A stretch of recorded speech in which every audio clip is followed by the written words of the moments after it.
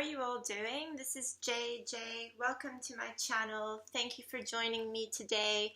It is Tuesday, the 7th of July, and I'm here to bring you a July reading. As many of you may or may not be aware, we just had a lunar eclipse, the last one in Capricorn, actually, the last one that we're going to be seeing for 8 years in Capricorn. Now, for some of you, that's a relief. For others of you, well, feel free to let me know how the rest of you feel about that. For me, it's a bit of a relief because I feel as though lunar eclipses in Capricorn are, at least for me, have been quite heavy. Then again, I am in the midst of a Saturn return. Dare I say I thought I was done with my Saturn return, but I'm not. That being said, actually, I'm not looking at this card because it fell face down. But that being said, yes, Saturn is back in Capricorn from now until the end of this year. Before it finally makes a decisive move back into Aquarius. And so it would be interesting for you to potentially reflect back on what was happening in 2017, in December 2017, when the eclipses were initiated in Capricorn. Well, not the eclipses per se, but when Saturn had begun to enter Capricorn back in 2017, right? Sorry, my mind's a little bit jumbled up, although I have just awoken from a deep, deep state of meditation. And so some would consider this past eclipse as well to be a black moon eclipse. You don't hear that every day, and that's to suggest that it was the third in a very short amount of time to have occurred. So it's not, eclipses, they do happen rather frequently, obviously, more frequently than people realize. Obviously, we get solar eclipses, we get lunar eclipses, but rarely do we have a series of eclipses happen within such a short amount of time. Ooh, I saw it, so therefore it counts.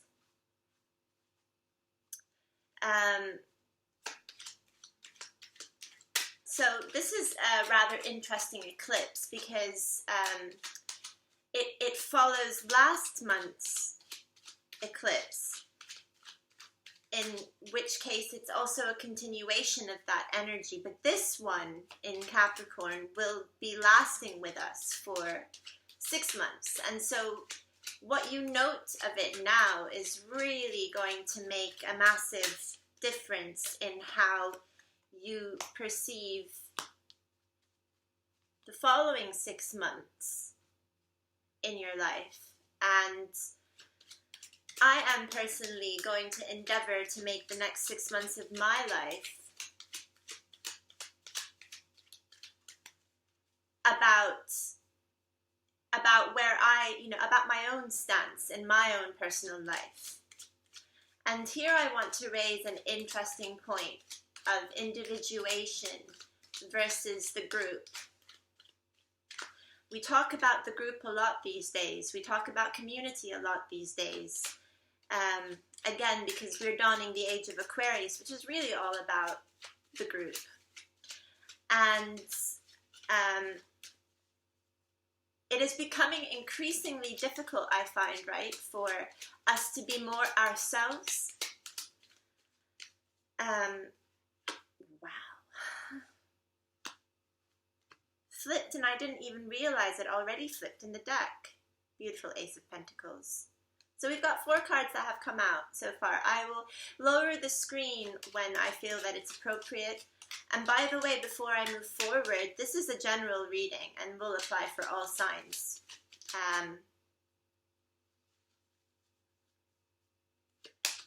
as I'm following through on last month's technique, which I really found to work quite well for me. More on that later though. But back on the topic of individuation versus the group. So it has been difficult to self-express. And this may be, you know, due to factors and criticism that we encounter from others. How often have you heard, you know, the statement, don't make it about you. This isn't about you. This is about whatever, you know, the topic at hand would be at the time.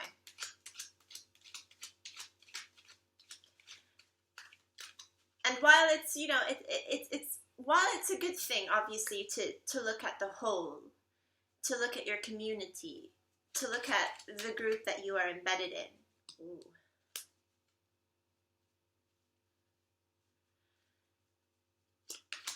And have a shared understanding.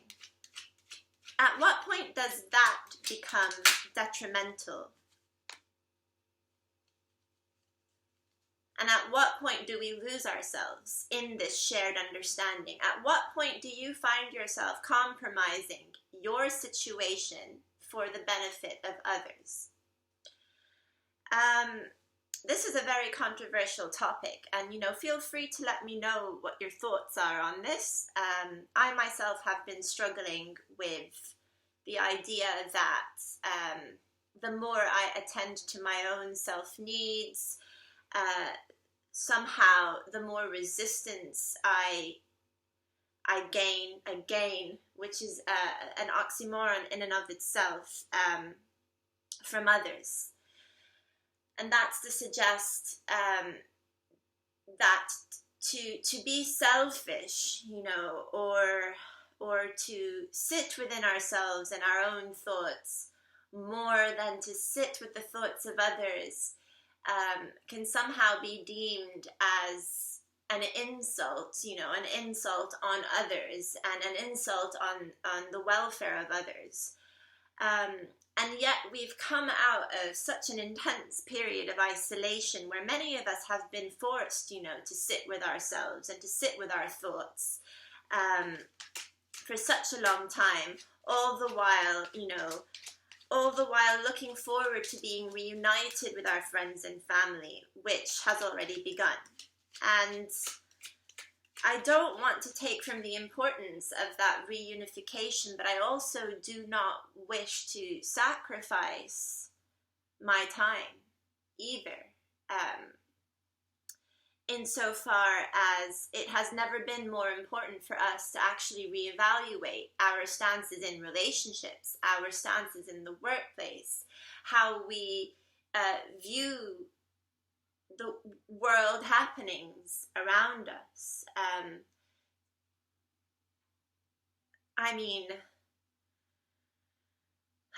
it's never been more important to reflect actually on what your values and belief systems are. And we've just come out of a Mercury retrograde, which many of you know is a time of self-reflection and introspection. It's usually not a very good time for us to you know, start new things or sign new contracts.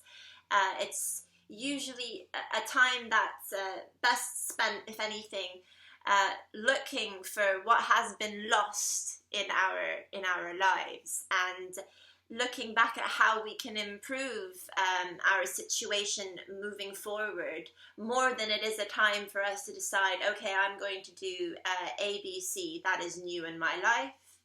And we've also come out of a Venus retrograde, which very much, you know, has an emphasis on how we look at our relationships and at what is our relationship to ourselves as well. You know, your relationships don't have to be with others, but also with yourself. And may I remind you that although people look at Venus retrograde in a very romantic nature, Venus retrograde is all about your platonic relationships and just relationships in general, right? Relationships with your family, your friends, your co-workers, your neighbors. How have we been approaching our relationships recently? How do we view our novel relationships, like relationships that we've entered into recently, as opposed to relationships that we've had our whole lives? Have you noticed major shifts in the outcome of certain relationships? These are all very valid questions, and these are all questions that I have contemplated on myself as well. We have a very unique set of cards that have come out here. Some that are in the reverse position, some in the upright, and others in a position that lie between both upright and reversed. Trademark. This is the way I read my cards. I very much honor the way in which the cards come out, and if the cards come out upright, I will read them upright. If they come out reverse, I will read them reverse. But if they come out in a horizontal fashion, I am inclined to believe that they are neither upright nor reverse, but somewhere in between, and therefore our will manipulate. Perhaps manipulate is a bit of a is an incorrect term, as it suggests it suggests some sort of deviance, you know. But let me just say, where it is our will whether we wish to interpret these cards as upright or as reverse. Take what you will from this reading and discard the rest, honestly. It won't apply to everyone, but I'm a massive believer that if you've come to this reading, then you've come to it for a reason. And a few points that we will touch upon perhaps are for you, perhaps not for others though, right? So anyway, let's move ahead.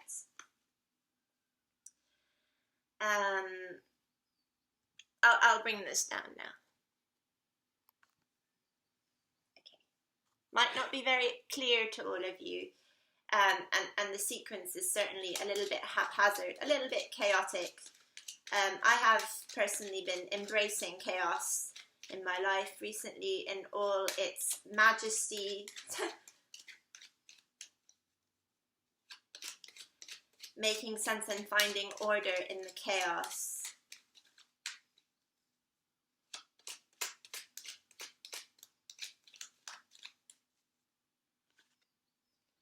The first card to have come out in this reading, and this card that I actually drew this card before hitting the record button because I had already begun to shuffle the cards, and it being the Four of Swords, the card to come after that is this Four of Wands, but it is in the reverse. So already we've got an indication that the number 4 is quite powerful in this reading.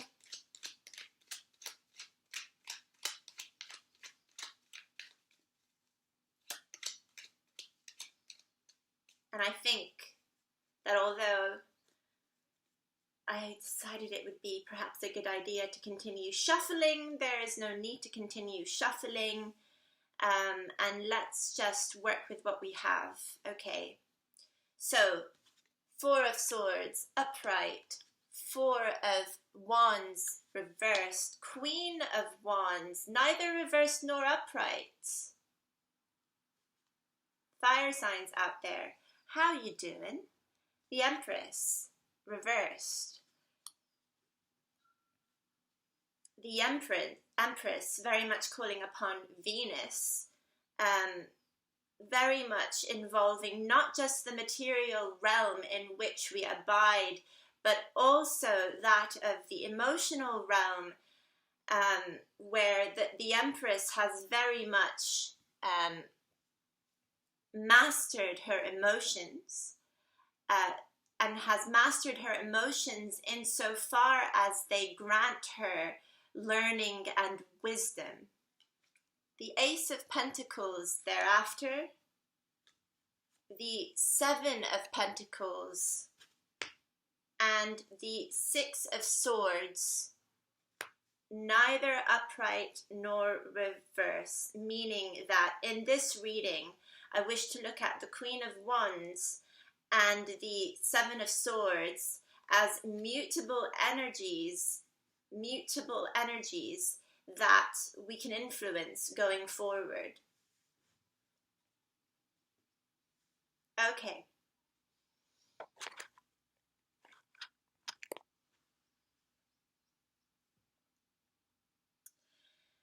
So a state of contemplation, which I urge us to go into, honestly, is very much reflected in this card, where it is neither conducive to our growth anymore to fight, but it is also not conducive to our learning to resist. And this Four of Swords is it is a stature that I like to see where a person is giving in to the moment and giving in to the day and the night that is to come ahead. They are laying to rest their worries. They are putting to sleep even their intellectual prowess. And I say this very mindfully, because I'm not saying put your logic aside. I'm not saying, put your reasonings aside. What I'm trying to say is you can only go so far in your trail of thought before it starts to work against you. The more you fight a situation, the more it will fight back.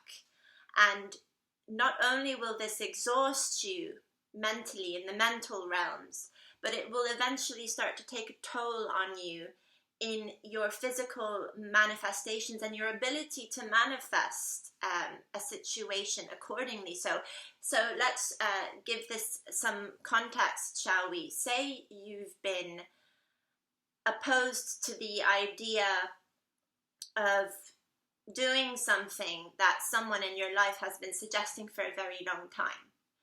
Let's say, you spent countless days, nights, weeks, years.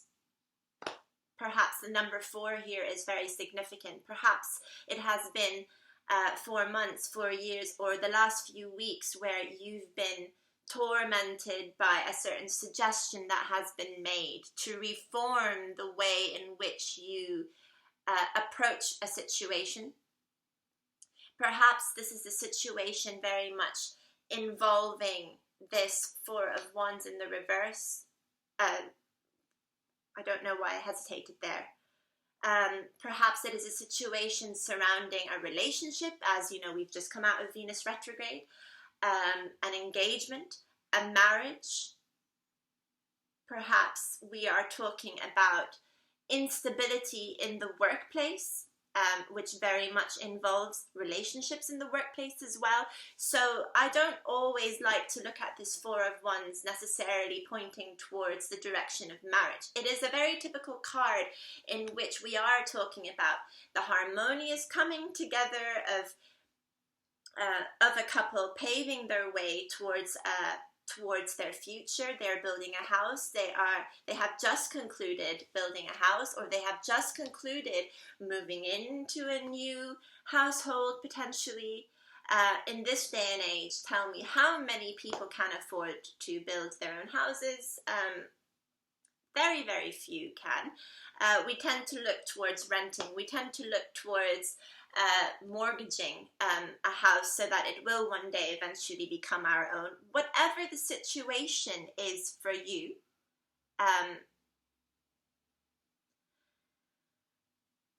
doesn't really matter to me. The principal points we're trying to make here is, if there has been some sort of conflict mentally mental abuse, dare I even say, you know, towards a relationship in life, I hope you now see that little can come from continued fighting. Little can come from too much resistance. And now is the time to lay down the torment which may have very much been occupying you for weeks, and simply saying, do you know what? It is not my duty to change the way others see me, or the way others see how I handle myself, my situations, my relationships, the people in my life. It is very much on me to decide how I control my relationships. It is not someone else's responsibility to have control over the way in which I pursue my relationships, the way in which I come about the decisions that I make. Unless, of course, the decisions that you come to make in your life are very much impacted and influenced by people around you. And I do urge you to evaluate where your mental constructs come from. I recently wrote a white paper on this. I may or may not decide to link to that paper, you know, as optional reading, if you will, at the end of this reading, feel free, in which I touch upon the topic of cognitive liberty, not a theory that I own, a theory I stumbled upon not too long ago that was constructed by a neuroscientist as well as a law and policy maker, I believe, in which the topic of, well, cognitive freedom was touched upon, in so much as, you know, we are extremely bombarded by all sorts of technologies and social media in our lifetimes that it is extremely difficult to dissociate from our online lives. And, you know, how much of you make an effort to actually detach yourself from social media these days? How much of you will go a day without touching your phones, your laptops, and without logging into your social media accounts? I recently decided to deactivate one of my social media accounts because it was becoming overwhelming, because I started to take upon the views of others. They were not even my views. They were never my beliefs. Why should we subject ourselves to this kind of, well, anguish, really? At what point do our thoughts stop becoming ours? At what point have we inherited other people's beliefs and value systems? This already begins at a very young age with our family, who try to dictate and tell us right from wrong. And while they've got every right to do this because they want their children to be raised appropriately, at what point do we start making our own decisions of what is right and wrong, right? So anyway, that was a tangent, and we'll put that aside for now. People begin to lose their power, but she is reversed, and she's neither reversed nor upright. People begin to lose their power the more they give in to the assumptions of others and the expectations of others. The Queen of Wands is a woman who's extremely directive. She usually knows exactly where she wants to go. She doesn't necessarily do the leading, you know, she sits happily on her throne next to the King of Wands, who may or may not be her husband. In fact, the Queen of Wands is the Queen of Wands and the King of Wands have a very special relationship in the sense that they are not necessarily married, but they are in a partnership, and they share in the power of the king's kingdom. I'm a bit flighty today.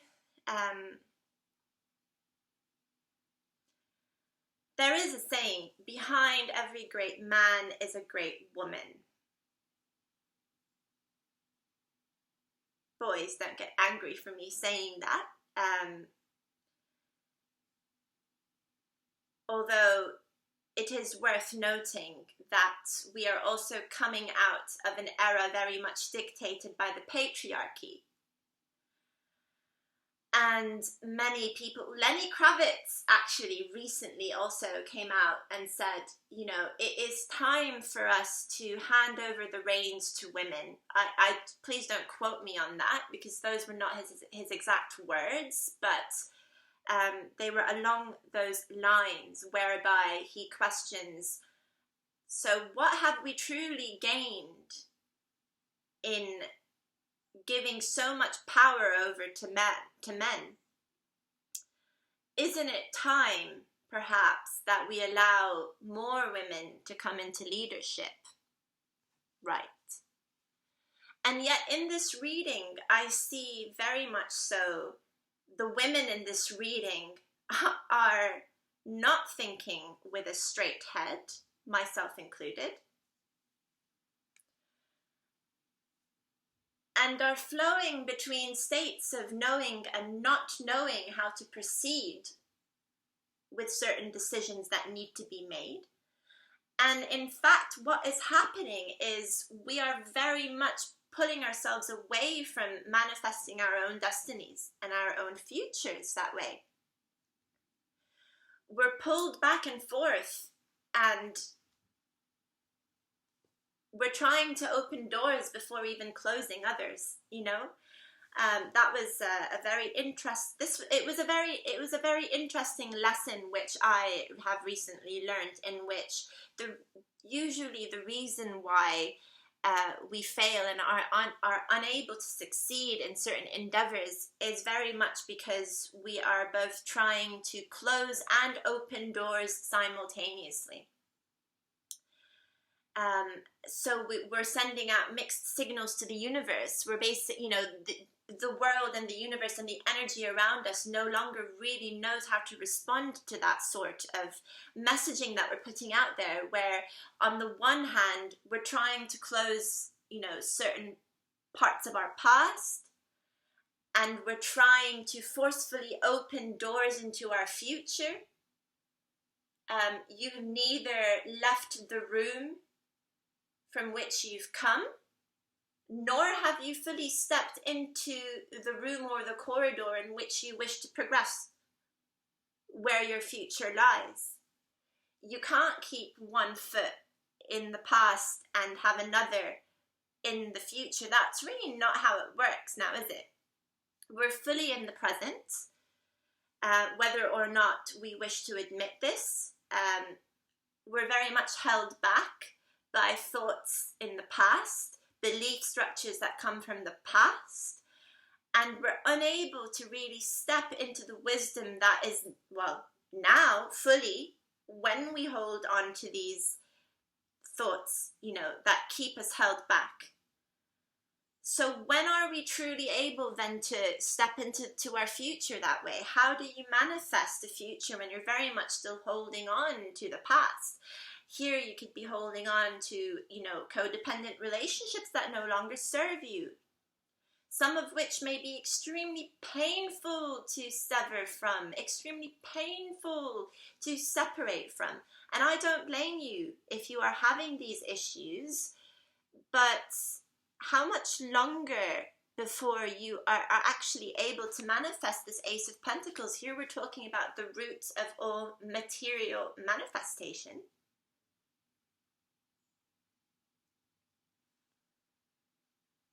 And it takes a lot of strength and a lot of courage, basically, to put the opinions and thoughts of others aside to truly come into your own power.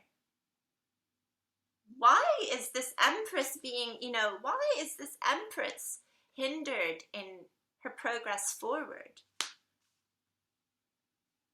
On the other hand, this Empress in the reverse may also, and this will apply perhaps to a few of you who have been trying to have a child, who've been trying to conceive, in the physical, an actual baby, where your plans have been very much put on hold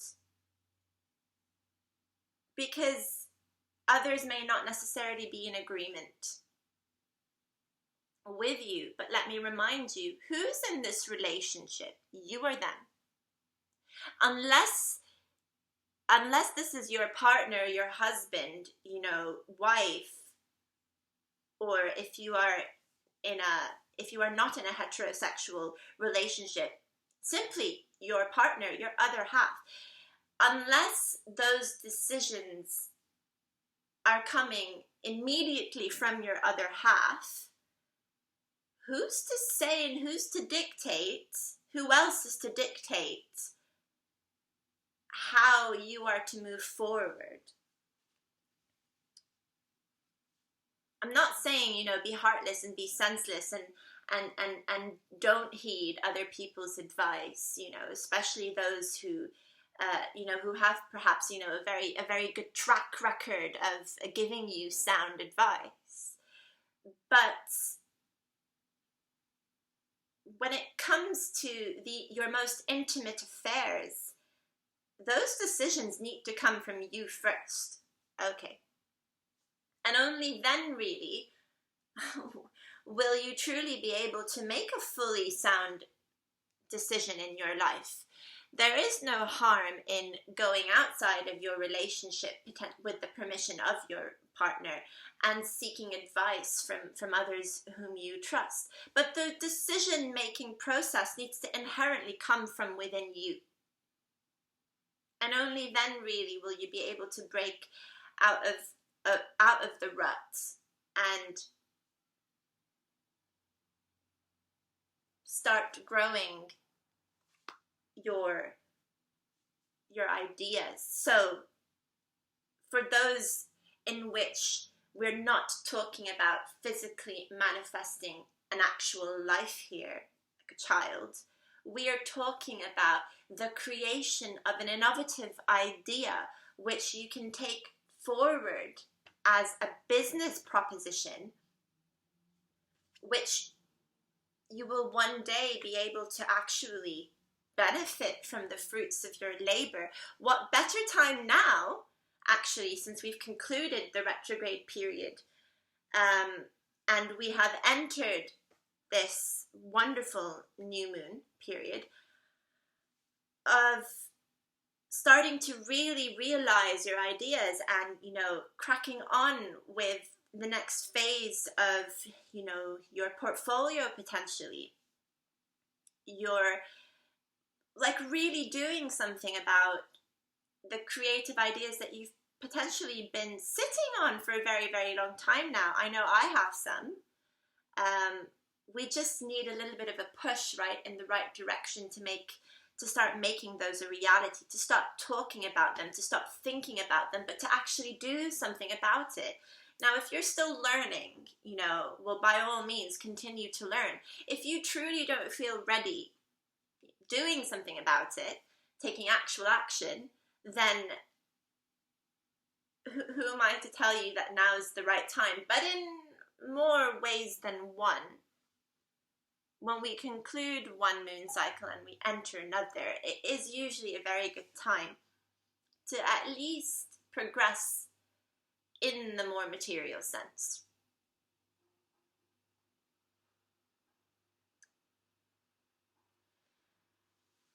The Six of Swords, you know, which has come up as the last card in this reading, I find very interesting because it really talks about traversing more calmer times, perhaps in 6 months to come for some of us. And that really came through quite clearly to me, which may be the reason why it's not really upright and it's not really reversed, because we're on our way towards, you know, a calmer terrain.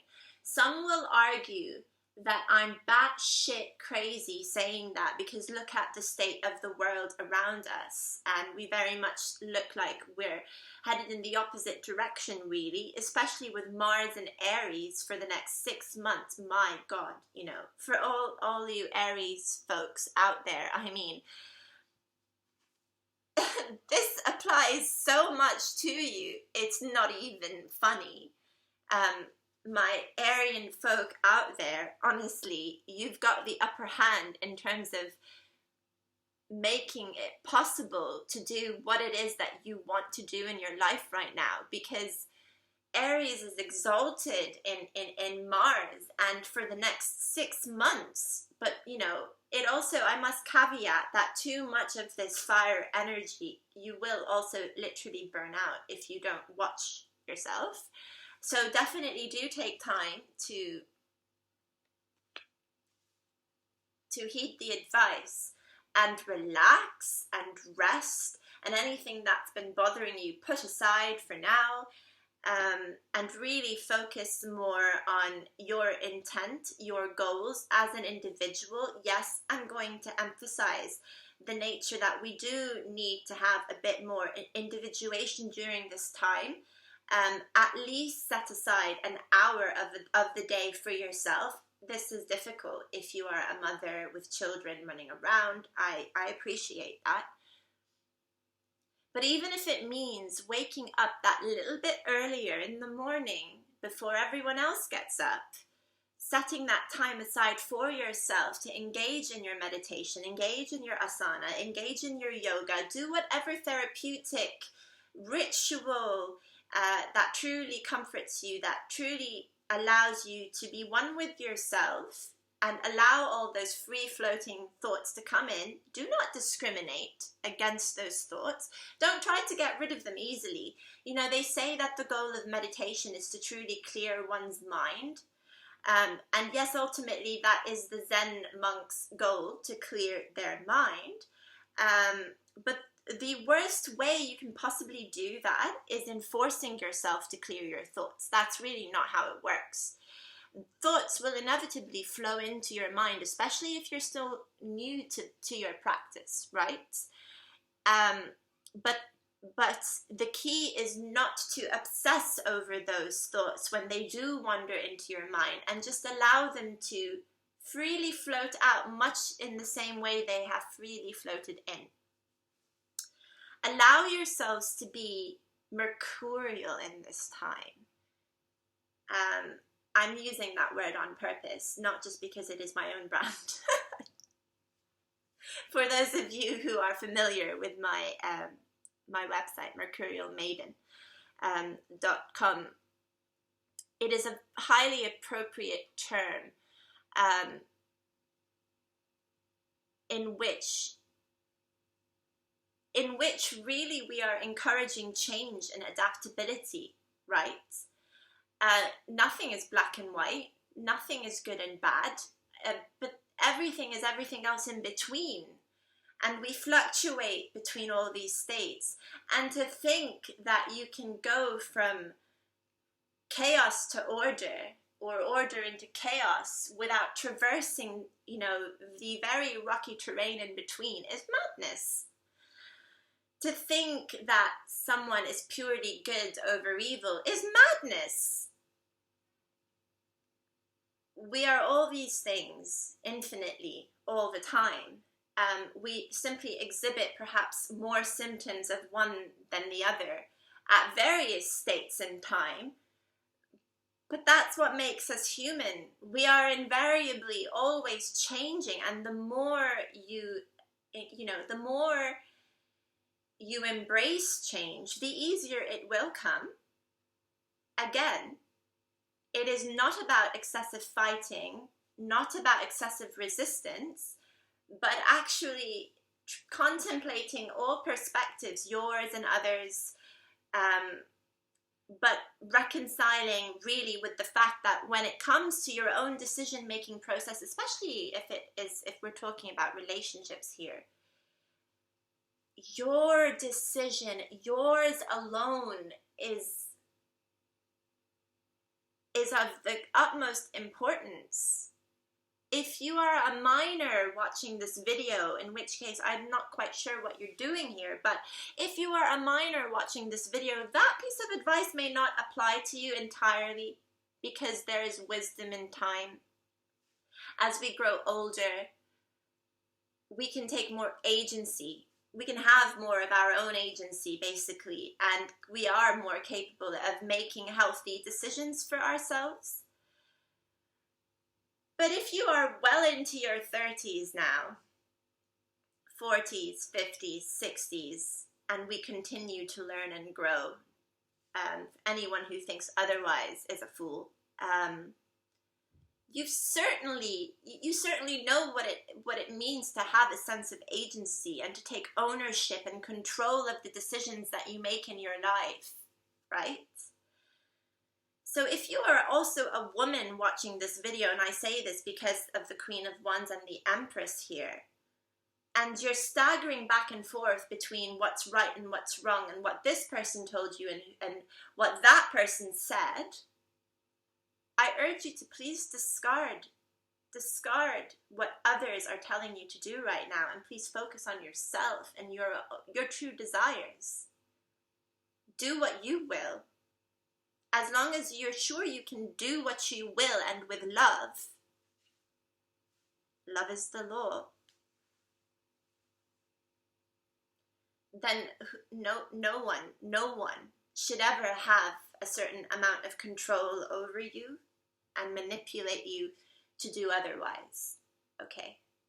As long as your intentions are pure and your intentions are not to hurt others, then what's holding you back right now? Okay, my friends, before this reading becomes excessively long, I just want to remind you that this is a reading for all signs, and I will be shortly coming back to you with individual readings for each of your sign, where I will be drawing from the Alchemy of England Tarot deck, which I don't believe I've used on this channel before, and we will also be drawing one card from the very, very tiny tarot, universal tarot deck that I was gifted from a wonderful friend of mine. As such, those readings are not going to be as long as these. They're going to be much shorter, but hopefully should be more insightful. And I'll also be linking back to this reading from those individual readings, because I still do encourage everyone to watch this reading, as it does apply to the collective. And I'd also like to make a suggestion for you to check out someone else's channel whose name is Ramsey Dukes, and he very much inspired me to talk about the mercurial element today, and I'm calling it an element because it's an element to me which allows us to adapt and hold and basically embrace change with more success than looking at things as black and white or good and evil. And he's got a set playlist on his channel called Thoughts on Good and Evil, in which the third or fourth video talks about the threefold nature of good and evil, where he touches upon this concept of being mercurial, right? So if that resonates with you, I do encourage you to check that specific video out under that playlist. And aside from that, I wish you all a wonderful day, a wonderful month ahead. Thank you again for visiting me today on this channel. Feel free to leave me your thoughts beneath. Oh, don't forget to hit the bell if you want to be notified of every time I come up with a video.